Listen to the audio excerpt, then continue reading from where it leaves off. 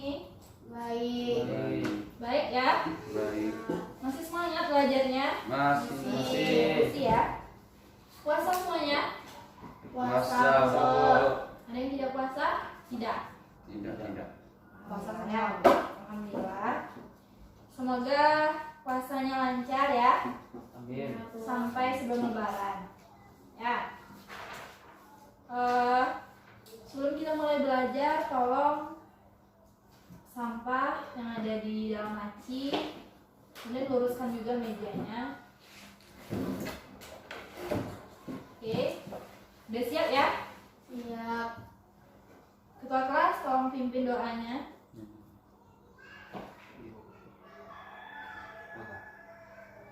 Baik, sebelum kita mulai pembelajaran, ada baiknya kita berdoa menurut kepercayaan masing-masing. Berdoa dimulai.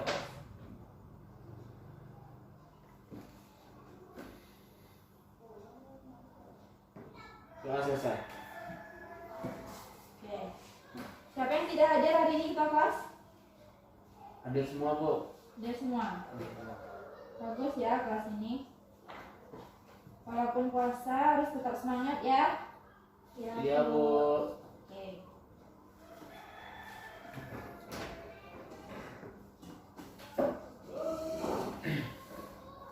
Oke, sebelum kita mulai pelajaran hari ini, Ibu akan bertanya mengenai pelajaran kita minggu lalu.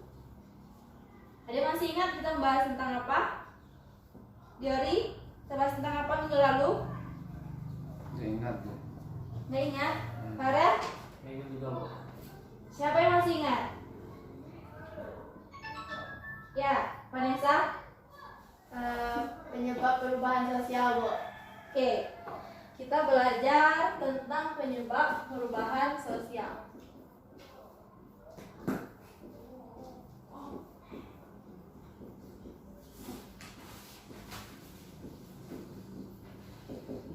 Ya. Definisi dari perubahan sosial ini sudah tahu? Sudah tahu ya? Sudah tahu? Sudah ya. Sudah. Jadi bagus ya. Faktor apa sih penyebab perubahan sosial ini? Siapa yang bisa menyebutkan apa saja penyebab perubahan sosial? Nike bisa? Bisa, Bu. Apa? Perang. Ya, oke, perang. Ada lagi yang bisa menyebutkan? Ya? Bencana alam, Bu. Oke, bencana alam. Farel bisa? Jumlah penduduk, Bu. Oke. Diori bisa? Pendidikan, Bu. Oke.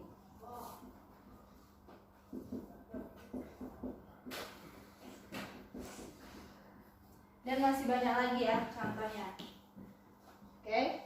Nah, dari penyebab perubahan sosial ini kita belajar minggu lalu, dan hari ini kita akan belajar tentang faktor-faktor pendorong perubahan sosial itu sendiri. Sebelum kita mulai, di sini Ibu akan menjelaskan tujuan pembelajaran kita pada hari ini adalah supaya Anda semua mampu menganalisis faktor-faktor pendorong perubahan sosial.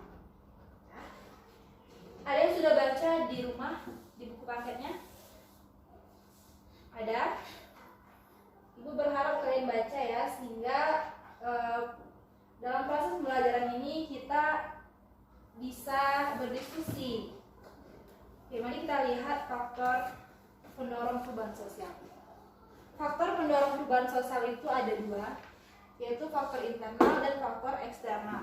Faktor internal ini apa? Kalian tahu? Tidak tahu? Dari dalam, Bu. Ya, faktor yang berasal dari dalam masyarakat itu sendiri. Apa saja faktor internalnya? Yaitu bertambah dan berkurangnya jumlah penduduk. Dimana contohnya itu sekarang ini kita tinggal di kota apa? Sungai Atau Penuh. Sungai Penuh. Nah, kita ambil contoh Sungai Penuh, bahwa di Sungai Penuh ini memiliki 2000 penduduk misalnya. Nah, ketika suatu saat penduduk akan berubah menjadi 200.000, tentu ada perubahan di sana. Dari 2000 menjadi 200.000 itu tentu angka yang sangat jauh gitu. itu namanya adalah perubahan. Dan di sana perubahan itu misalnya dari 2000 penduduk itu kita aman-aman saja, kita tidak membayar pajak gitu. Ketika penduduknya mencapai 200.000 tentu kita harus membayar pajak ya, karena banyak lagi hal yang harus kita bayar gitu, banyak permasalahan ataupun banyak hal-hal yang harus kita bayar karena bertambahnya penduduk di suatu daerah. Nah, kemudian di sini penemuan-penemuan baru, ada invention dan discovery. Invention ini adalah penemuan yang sudah ada sebelumnya, penemuan baru, pembaruan dari penemuan sebelumnya. Contohnya itu seperti kita menggunakan handphone gitu. Kemudian kita mengenal adanya aplikasi-aplikasi gitu. Kayak yang dulu telepon mendengar suara saja, nah sekarang kita udah bisa video call ya, kita udah bisa melihat gambarnya gitu. Misalnya Farel gitu, dulu teleponan sama ceweknya mendengar suaranya saja ya, sekarang udah bisa tatap maya. Itu adalah invention. Oke, paham? Paham, Bu. Oke, kemudian discovery. Discovery ini adalah penemuan yang benar-benar baru. Dan discovery ini bisa menjadi invention ketika masyarakat itu sudah mengenal dan memakai. Contohnya, sekarang ini kayak webinar kan kalau sebelum pandemi itu kita menggunakan seminar yang namanya seminar. Nah, sekarang kita menggunakan webinar. Di mana webinar ini kita menggunakan aplikasi kayak Zoom Meeting atau Google Meet gitu. Dan apabila aplikasi itu adalah penemuan yang benar-benar baru gitu, dia dinamakan dengan discovery. Ketika Zoom Meeting maupun Google Meet itu telah dipakai oleh masyarakat tersebut, dia bisa berubah menjadi invention. Oke, selanjutnya pertentangan. Nah, di dalam masyarakat tentu adanya pertentangan, adanya konflik gitu. Dan konflik ini bisa menjadi faktor pendorong dari perubahan sosial itu sendiri. Selanjutnya adanya pemberontakan. Adanya pemberontakan ini atau revolusi. Kita ambil contoh revolusi Prancis gitu, di mana adanya pergolakan, adanya orang yang menyerang kepada rajanya yang kemudian merubah sistem pemerintahan. Itu adalah faktor pendorong dari perubahan sosial itu sendiri. Ya, selanjutnya faktor eksternal. Faktor eksternal ini adalah faktor yang berasal dari luar masyarakat. Itu dinamakan dengan faktor eksternal. Apa saja faktor eksternalnya? Mari kita lihat. Kontak dengan budaya lain. Kontak dengan kebudayaan lain berhubungan dengan proses penyebaran unsur-unsur kebudayaan dari individu ke individu lain atau dari suatu masyarakat ke masyarakat lain. Oke, contohnya itu kayak penetrasi budaya, ya. Kemudian mari kita lihat contoh selanjutnya, yaitu sistem pendidikan yang maju. Dengan majunya sistem pendidikan di suatu daerah, anggaplah di Sungai Penuh ini kita memiliki banyak sekali sarjana. Tentu pola pikir akan berubah. Itu mendorong sekali adanya perubahan sosial di dalam masyarakat itu, ya. Di sini aku mau tanya, kira-kira di kota Sungai Penuh ini S1-nya atau S2-nya yang banyak ya? S1-nya S1 ya, yang banyak. S2 itu minim ya, apalagi S3. Nah, contoh selanjutnya itu ada sistem stratifikasi terbuka. Yang menyebabkan perubahan sosial dalam masyarakat itu adalah karena stratifikasi mereka terbuka. Bila stratifikasi masyarakat itu tertutup, maka akan sulit sekali perubahan itu terjadi di dalam masyarakat itu. Kemudian masyarakat yang heterogen, kayak masyarakat yang beragam, adanya masyarakat yang beragam di Indonesia ini, maka akan menjadi pendorong juga dari perubahan sosial itu. Kemudian stratifikasi toleran, adanya toleransi di antara masyarakat tersebut itu menjadi pendorong juga. Kemudian ketidakpuasan masyarakat terhadap bidang kehidupan, contohnya ketidakpuasan itu terhadap sistem pendidikan kita. Maka seorang yang berpendidikan tinggi, dia akan tidak puas dengan sistem pendidikan yang ada di Indonesia, kemudian dia mengajukan ini bagaimana itu adanya perubahan. Itu adalah salah satu faktor pendorong perubahan sosial. Nah, yang terakhir ini adalah orientasi ke masa depan. Ya. orientasi ke masa depan itu dimana seseorang itu memiliki orientasi ke masa depan tentu tidak akan sama lagi dengan dia pada saat ini. Perubahan ini adalah sesuatu yang berbeda dari sebelumnya. Maka ketika orang itu memiliki orientasi, maka dia akan anggaplah bisa mengubah dunia. Oke? Itu penjelasan singkat dari Ibu. Kemudian selanjutnya, oke, ada yang ingin ditanyakan? Ada yang ingin ditanyakan? Silakan. Bu, Ya. yang mengenai bertambah dan berkurangnya jumlah penduduk itu masih kurang jelas, Bu. Oke, sebentar ya. Vanessa bertanya mengenai bertambah dan berkurangnya jumlah penduduk. Oke, di sini Ibu kasih contohnya sekali lagi yang lebih dekat lah dengan kita. Tadi Ibu juga sudah menjelaskan kota Sungai Penuh, ya. Kota Sungai Penuh itu dia memiliki 200 penduduk, kemudian melonjak naik di tahun berikutnya dia melonjak naik menjadi 200.000 gitu. Tentu adanya perubahan di sana. Atau anggaplah di dalam sebuah sekolah gitu, di sebuah kelas pertama memiliki 20 orang siswa. Nah, kemudian di tahun berikutnya ada siswa pindahan. Dia pindah ke sekolah tersebut, dia menjadi 50 orang. Tentu adanya perubahan di sana. Bagaimana solusinya? Mungkin harus dibagi dua kelasnya atau gurunya kayak ada shift gitu. Itu merupakan perubahan yang terjadi karena berkurang ataupun bertambahnya jumlah penduduk. Ya, sudah paham semuanya? Paham, Bu. Paham ya? Semoga sudah paham. Kemudian di sini Ibu akan bagikan kalian menjadi dua kelompok. Nanti kalian akan menganalisis apa saja faktor-faktor tersebut. Kemudian misalnya nih, kelompok satu mendapatkan tentang pendidikan. Nah, nanti kalian akan menganalisis itu dan tampil ke depan. Oke, Ibu akan bagikan dua kelompok atau kalian saja yang milih. Gimana? Ibu yang bagikan. Ya, Bu. Oke. Nah, Farel silakan masuk kelompok 2, Vanessa silakan di sini kelompok 1. Oke, sudah duduk di kelompok masing-masing. Kemudian di sini Ibu mempunyai ini, silakan ambil. Kalian boleh milih. Kalian dapat yang mana? Faktor yang mana? Silakan ketua kelompok untuk maju ke depan. Ya, maju ke depan ambil.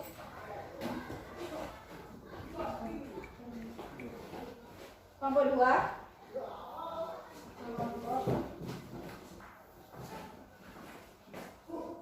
Oke.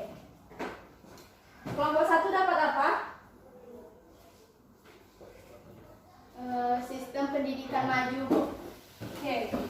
Tentang sistem pendidikan maju. Kelompok 2. Kontak budaya lain, Bu.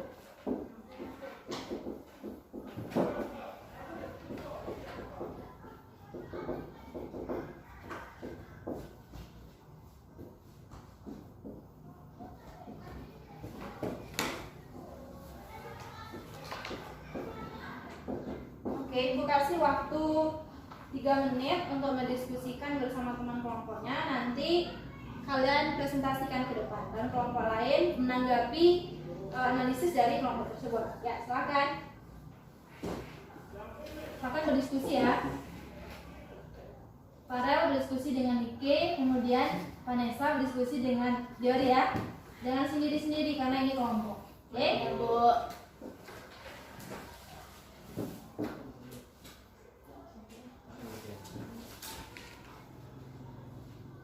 Sudah, Bu? Sudah? Oke, sebentar ya kita tunggu kelompok 1 dulu. Kelompok 1 ada permasalahannya. Masih nyari sumbernya lagi, Bu. Oke, kenapa? Kelompok 2 udah selesai? Selesai, Bu. Selesai, Bu. Ya, silakan. Kita tunggu kelompok 1 sebentar ya.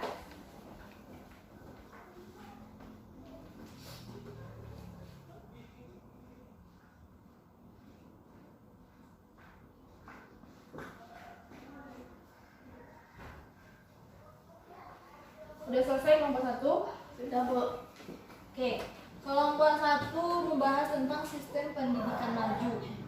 Kelompok 2 tentang kontak budaya lain. Oke, nah di sini karena kelompok 2 yang terlebih dahulu selesai, kelompok 2 silakan mempresentasikan ke depan. Silakan.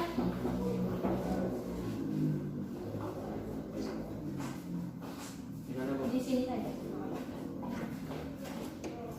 Baik, assalamualaikum warahmatullahi wabarakatuh. Waalaikumsalam warahmatullahi wabarakatuh. Kami dari kelompok 2 akan mempresentasikan tentang kontak.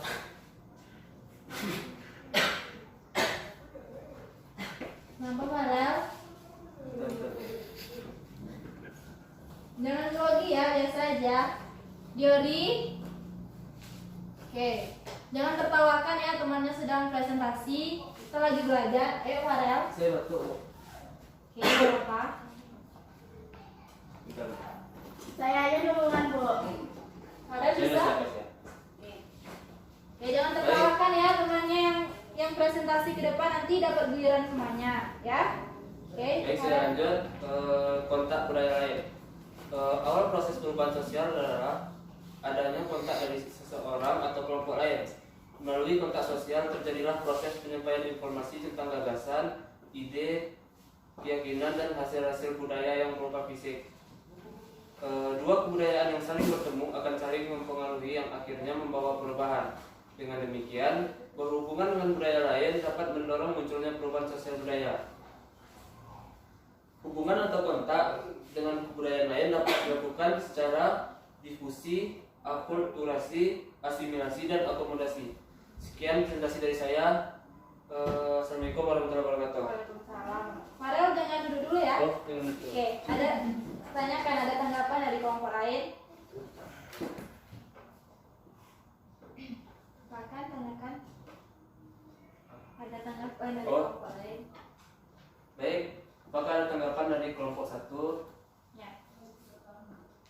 Izin bertanya, kami dari kelompok 1 ingin menanyakan mengenai apa saja contoh dari kebudayaan lain ini. Oke. Oke. Mungkin jawabannya akan dijawab oleh saudara Nike. Oke, ya harus bekerja sama ya antara kelompoknya. Silakan Nike. Izin menjawab, Bu. Ya. Contohnya mempelajari kebudayaan dari negara ataupun daerah lain. Ya, itu merupakan contoh dari kontak budaya lain.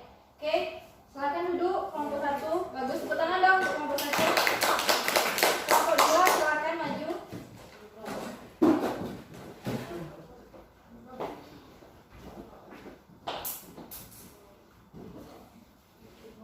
Baiklah, saya dari perwakilan kelompok 2 akan mempresentasikan hasil diskusi kami mengenai sistem pendidikan maju. Nah, sistem pendidikan maju ini mengikuti pendidikan di sekolah di mana seorang individu itu mempelajari suatu nilai-nilai tertentu yang dapat membuka pikirannya dalam menerima hal baru. Nah, selain itu, pendidikan sekolah ini mengajarkan manusia untuk dapat berpikir secara ilmiah dan objektif. Oke, ada yang bisa. Ada yang ingin ditanyakan? Oke. Ya, silakan Farel. Baik, saya ingin bertanya, jelaskan contoh dari sistem pendidikan maju. Contohnya itu perubahan yang sering terjadi di kalangan masyarakat yang berpendidikan tinggi. Oke, bagus ya. Silakan duduk kelompok 1. Tepuk tangan dong untuk kelompok 1. Oke, kita sudah mempelajari ya, tadi kita lihat ada banyak sekali perubahan, faktor-faktor pendorong dari perubahan sosial itu. Tentunya ada dari faktor internal dan Eksternal. Ya. Nah, faktor internal tadi berupa kayak bertambah dan kurangnya jumlah penduduk ya, kayak penemuan-penemuan baru, kemudian pertentangan, adanya pemberontakan. Ada lagi faktor eksternalnya itu seperti kontak dengan budaya lain, kemudian adanya sistem pendidikan yang maju, sistem stratifikasi terbuka, masyarakatnya heterogen, sistem stratifikasinya toleran, ketidakpuasan masyarakat, kemudian adanya orientasi ke masa depan. Nah, Anda semua sudah bagus sekali pada hari ini, sudah bisa menganalisis dari faktor-faktor pendorong itu. Baik, karena waktu kita sudah habis, Bu beri tugas ya. Ya, Bu. Nah, kalian setiap siswa menganalisis faktor penghambat perubahan sosial. Itu adalah mata pelajaran atau tema kita pada minggu depan. Oke? Mungkin sekian dari Ibu untuk hari ini. Lebih dan kurangnya mohon maaf. Wassalamualaikum warahmatullahi wabarakatuh. Waalaikumsalam warahmatullahi